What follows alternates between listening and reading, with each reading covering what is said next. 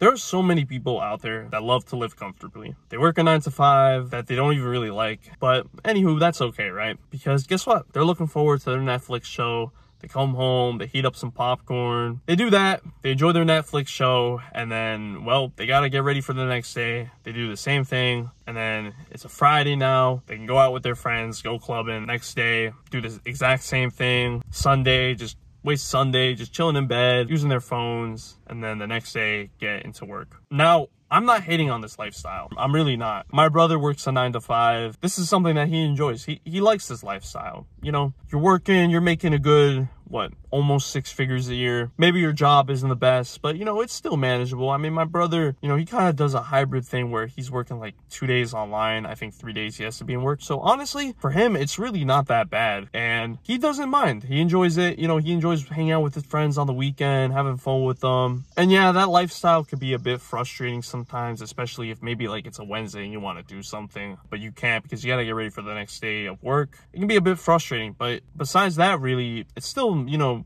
a nice lifestyle. I'm not hating on it. However, we're fighters. And I know for a lot of us, this lifestyle isn't for us.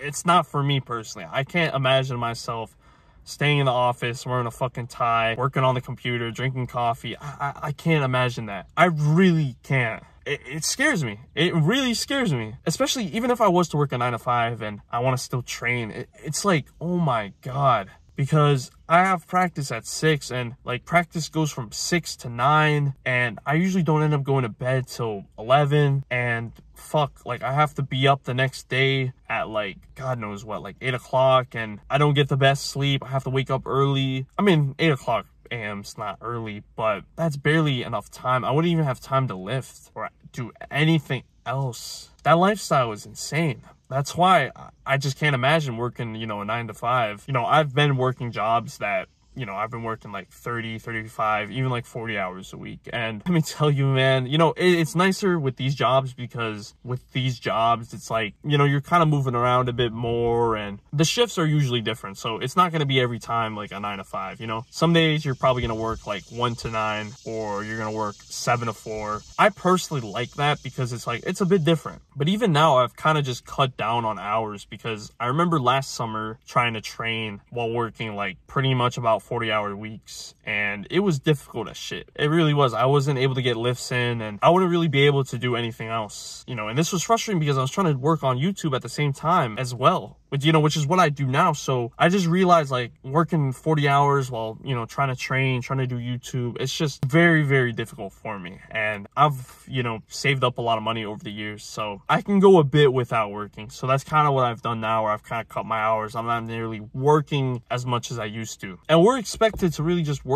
And let me tell you something right now. If you're an aspiring fighter, an MMA fighter, a boxer, or whatever, and you have that dream of making it big, maybe making it to the UFC or getting that belt in boxing, if you genuinely believe in yourself that you can make this, then this is what I would highly recommend. There's something that I've really learned that's super important. I don't know the exact term for this, but whenever we're making a lot of money, so for example, say I'm making 6 figures, there's more of a chance I'm going to be spending a lot of that money. So if I'm making like 6 figures, I'm probably likely to spend money on something that costs like $100 because fuck it, I'm making this much money, why not? And honestly, this is the thing, we all have horrible spending habits and this is kind of a part of it. The more money you make, the more money you're gonna spend.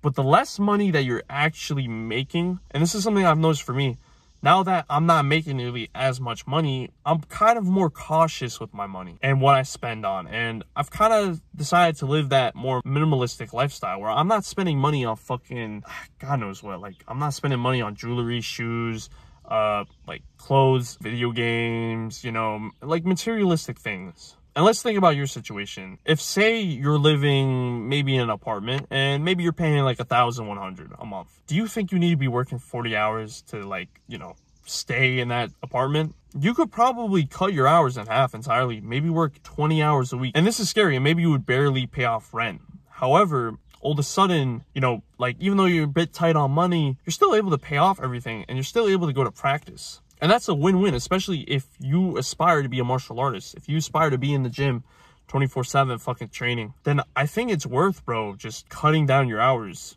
and using those hours instead in your martial art. And you can achieve this, man. If you manifest yourself getting to the top, you can get to that point, bro, where all of a sudden you're an MMA fighter. And I know like people are like, oh, but boxers, MMA fighters, they don't make much. And yeah, that's true. But even if you're like the lowest tier UFC fighter, you're still making money to where you could barely live. And you're still doing at the end of the day what you love. I mean, if you didn't love fucking doing fighting, why the fuck are you in the UFC in the first place? But if I'm making even like, if I end up only making like 20K a fight, that's still enough money to pay off most of my bills. And even then, if I wasn't able to pay off shit, I could still work like part-time at fucking Walmart, like 2-3 days a week, and make enough money for myself. So these are decisions that you have to make at the end of the day. You want to be the best martial artist, right? Well, I think it's worth, bro, sacrificing the hours that you have in work and using those hours instead for your martial arts so that you can end up getting to the top. Now, if you really want to get to the top and build that unbreakable mindset to dominate in competition, I would highly recommend, man, you join the community. I really want to help you out, bro, build that indestructible mindset. And it really just takes a couple things for you to change in your mind to just all of a sudden dominate in competition. Doesn't matter how good your technique is,